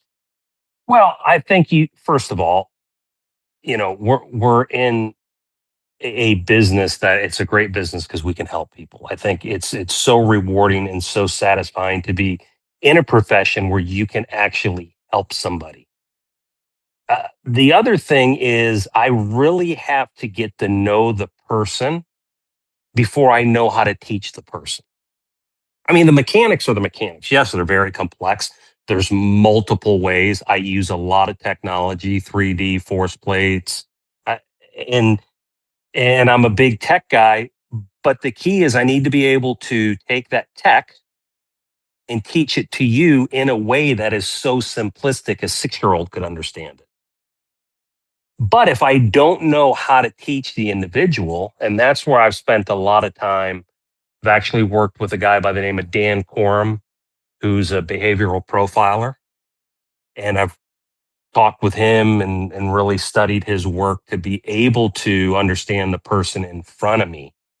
And once I understand the person in front of me, then I know how to coach him, because I think what kind of gets lost with people is their perception of what we do. So there are golf instructors, and these are guys who are very in tune to the mechanical side, like I am with the mechanics and the physics of the swing and 3D and all the geek out stuff that we just love to do. And then there are golf coaches. These are people who know how to play the game. So they teach you how to play the game. And you'll see certain guys are only instructors and certain guys are only coaches. But I think to be the most efficient, and I've worked very hard on my craft and learning from guys like Mike Adams, who's my mentor, and seeing guys like Butch Harmon, they're able to do both. And Mark Blackburn's a phenomenal example of that as well, being able to be with a student and know when I need to coach him and know when I need to instruct him is vital. And it seems like not many teachers are like that. They tend to either go one way or the other. And in fact, I'm talking to a young tour player now who is struggling a bit, and he's popped around to a couple different teachers, and one of the things that I think he's struggling with, in my opinion, is here's a perfect example of a guy that I need to coach. What's the difference, Mike? Coaching and instructing. So coaching is getting him back to hitting shots, playing the game, training the game, right? Because you start getting into the instruction side of it, and now all he's doing is working on mechanics. I mean, that's it. It's constant working on mechanics. Well, playing the game of golf is not about working on mechanics. Playing a game of golf is about hitting shots. And if you don't practice these shots, and I've seen this with a lot of tour players, I'm a prime example when I played. That was a big issue with me. You get so into mechanics that you start to lose the ability to hit shots because you're not practicing shots. And when you start to look at better players, I mean, the question is, does the swing produce the shot, or does the shot produce the swing? Right? So that's a tough one. Yeah. Okay. So here's the deal. If it's a Mike Malizia 170-yard 7-iron, pins in the middle of the green, don't have anything to worry about here, then the swing shapes the shot. I'm going to hit my stock little fade right in there. But if Mike's got 167 with the wind off the left, and I got to hold something into it, then the shot shapes the swing. Right? You got to be able to. Okay. So if you're out on the range and you're only practicing stock all day and you're only practicing the mechanical position, then what do I do when I go out and play? Because if you start to say, how many shots out there are going to be stock? 2, if you're lucky. Yeah. So the rest, you're adjusting and hitting these shots. Now, that's not saying, as a former player, I get this, right? That's not saying we don't work on that. That's saying I need him spending more time getting back to playing the game. In this gentleman's case, yeah, because he's so into the mechanics right now, and he's not that way. And look, it comes down to a simple thing. And when I interview a tour player, a college player, a good player, or even an average player who wants to get serious and improve their game, I always have them write down on a sheet of paper exactly what you thought about, how you acted, and what you did when you were playing your best. And then flip that piece of paper over and write down everything that you're thinking about, thought about in your swing. when you played your worst. And the state of mind when they come to me when they're struggling is always on the one side of that piece of paper. Yeah, we always talk about, the bad things that we do. We always remember those the most. Absolutely. Right. So I've had tour players do this where, they'll when I'm struggling, I become very quiet. And then on the other side, it's like when I'm playing good, I talk a lot. I talk to my playing partners. I talk to my caddy. I'm just moving a little bit different. I walk different. Okay, so that's kind of back to the part of the segment where you talked earlier, where you asked me about playing better bad golf. So you're now letting the outcome of how you're playing dictate how you're going to hold your head, how you're going to walk, how you're going to internalize. Right. So I don't want that. I want you to take charge of that. So a goal today is, you know what? I'm going to go out there and I'm going to talk like I normally talk. And I'm going to walk like I normally walk at the same pace, not slower, not faster. And I'm not going to let the outcome of how I'm playing, no matter if it's good or bad, dictate how I'm going to react. So playing better bad golf, kind of going back a little bit, is, to me, it's more mental than it is physical, because it's more about managing variability than playing your A game. So we talk an awful lot on this show, Mike, about that sort of thing in the realm that when things start to go badly, you can either let it get way away from you, right? You have a bad shot, you have a bad hole, and one bad hole can turn into 4 bad holes, which you've now blown around, right? Or you can look at it differently. You hit a bad shot. Well, I'm just going to go up there. Now I'm going to hit I'm going to hit a good shot from here, right? My mindset's got to be, and guys talk about this all the time, right? It's about the most important shot in golf's the next one, right? So it's, what am I doing in my head to let that bad shot be in the rear view? And now how am I going to pull off this shot? And sometimes you got to take your medicine and make a bogey and go on, but don't let a bogey turn into a triple because you got down on yourself, you lose your focus, you do all these things. And the next thing you know, like you were talking about earlier, you dump it in the bunker, you blade it here, you hit one out of bounds, and now instead of a 5, you've turned that into an 8, and your round's over. So I mean, it's all of those things, and even when you're talking about the coaches to instructors, one of the things that kind of hit me, and maybe I'm oversimplifying, but the other thing we talk about a lot is playing golf swing versus playing golf. Right? Yes, there's a huge difference in those. Yeah, absolutely. I mean, you can't look at when I ask people, and like I said, it doesn't matter at what. It's funny because I actually do. I do a school called Mental Golf School. It's one of the, I do a bunch of different schools from 3D full swing to mental golf. But I asked the question, and what I've done this school now for probably 10 years.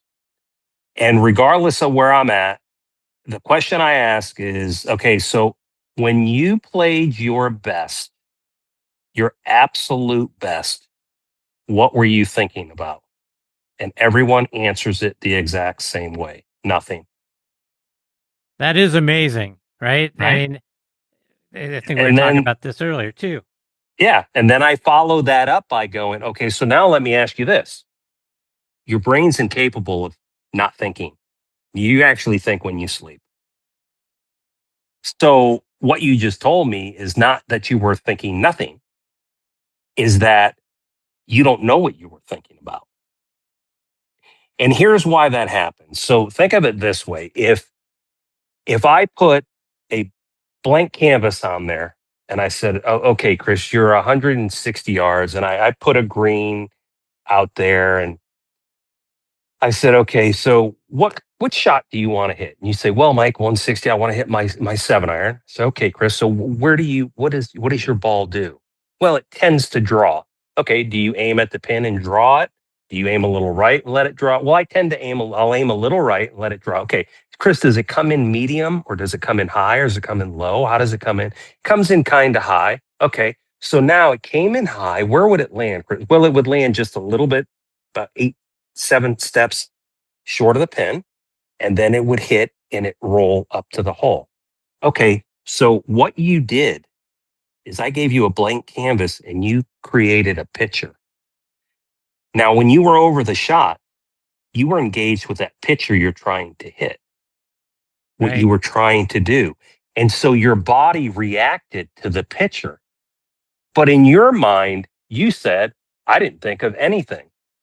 Because when you're thinking, fold my right arm, get more width, recenter earlier, whatever you're thinking about, right? They just reacted to the picture. They had the picture in their brain. So they weren't thinking of nothing. So that's kind of the difference. Yeah, indeed. That's some great stuff, Mike. I mean, the bottom line is to all of these things. I mean, and this is why I think you're one of the best in our game. I mean, coming to you, it's not just one thing. I'm not going to Mike Malizia just for I need to learn how to fix my slice, or I need to learn how to make more 10-foot putts. You bring the kind of the total package together. We talked a moment ago, coaches, instructors. I think you're the best of both worlds because you can help us think better out on the golf course, think our way around the golf course a lot better. You're able to help us with our golf swings. And then through the process, and this is another one of the videos that you have out there that I was talking about earlier, but getting us from the practice range, like going out there, warming up our bodies, you can help us with tips around that. And then you show things. Another one of the things that a lot of us do when we get to the practice range, you talk about grabbing a sand wedge and just, nice and easy and getting, things going after you've warmed up for a few minutes and got your muscles loose and just kind of easing our way into a practice session. A lot of us get to the range. We don't do the warm up piece. We grab a driver, right? The first thing we do is we grab a driver, and now we're trying to hammer a driver, and that doesn't go well. And we can't figure out why that is. So, I mean, to me, you're the total package, Mike, and that's kudos to you, and that's why you're a top 100 instructor. Thank you so much. I mean, it's been very blessed to be around the people that have helped me get to where I've gotten to. Mike, before I let you go, let our listeners know, I've talked an awful lot about your Instagram page. How can they find it, and how can they follow you both on there and online as well? Yeah, absolutely. You can follow me on Instagram and Facebook, and it's Mike Malizia Golf.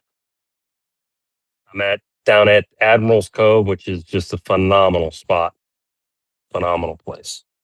Well, Mike, I can't thank you enough for being generous with your time and coming back and being a part of the show. Like I say, you're one of the very best. Tom Patri in the first segment send out a lot of kudos to you. He said he hasn't met you in person, but he certainly follows you, and I think you guys have exchanged some things maybe online. But he wanted me to tell you he thinks the world of you as well. So thank you so much for being here, and I hope we get this privilege again soon.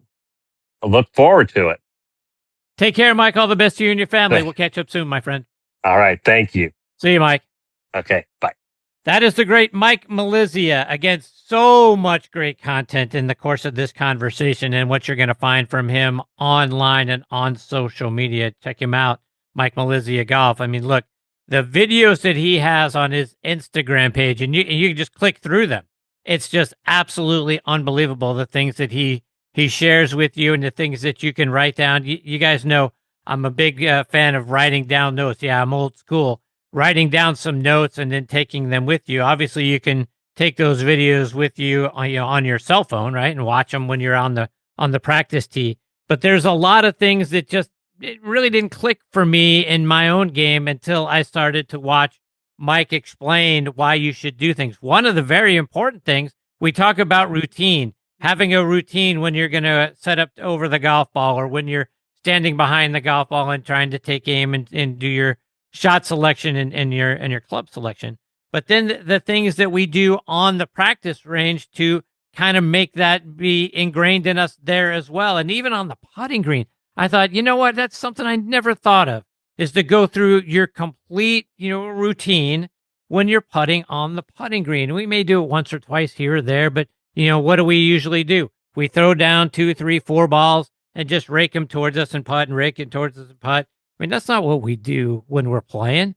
We line it up. We look at it. We do those sorts of things. That's what we should be doing on the putting green as well.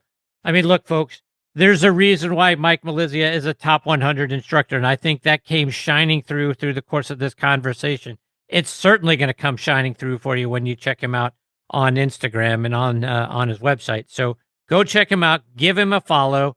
Hopefully we get the privilege of having Mike back on the show again before too long. All right, my friends, it is time for me to put a bow on this so much fun edition of Next on the Tee. Thanks to, again, Tom Patri, David Graham, and Mike Malizia for making it so much fun. I hope you enjoyed it as well. Scheduled to join me next time are our good friend and Emmy Award-winning TV producer and author Keith Hirschland will be here. We'll get our monthly visit from the Confidence Doctor, Dr. Bob Winters, and then a long overdue return visit from the head golf professional at Buffalo Dunes, Jason Hayes, will be here as well, so you're not going to want to miss that one. I want to thank our friends, as always, over at Trib Live for being such wonderful partners and for hosting this show on their site. For the latest news from Western Pennsylvania and beyond, including your favorite sports, go to triblive.com. You can find this show by then clicking on the Sports Section tab. It's right there on the home page of the Sports Section for you. Or you can type in podcast.triblive.com, then click on Next on the Tee, and many of the most recent episodes from this season are available for you right there as well. You can also find the show pretty much anywhere you get your podcast content. You guys know we're out there on Apple Podcasts, Spotify, Amazon Music, Good Pods, GolfNewsNet.com as well. I also want to invite you to subscribe to my new page on Substack. I've got some great articles out there for you. You can also listen and subscribe to the show and to the page right on there. It's all there for you for free. So you've got that. Plus, I'm starting the next On the Tee Legends Vault. I've released 3 episodes of that, and those are short 1 to 5 minute segments from the over 1,000 episodes that I've done of this show. As you guys know, 13 years, right? We've been doing this, so there's a lot of episodes in that vault. I'll be pulling out some shorts and sharing those, whether they're tips or great stories from the legends of the game. That's available for you both on Substack and wherever you get your podcast content as well. But folks, like I say each and every week before I sign off, I want to send out my biggest thanks to each and every one of you for being the greatest supporters in the history of podcasts, bar none. I'm so grateful for each and every one of you. Until next time, hit 'em straight, my friends. Thanks for joining Chris again this week on Next on the Tee. We hope you enjoyed the conversations as much as we did. Please share the show with your golf buddies and be sure to follow it on Trib Live or your favorite podcast app so you never miss an episode. Thanks for pressing play and being part of the journey. We'll see you next week, right here, where the best minds in golf share their stories.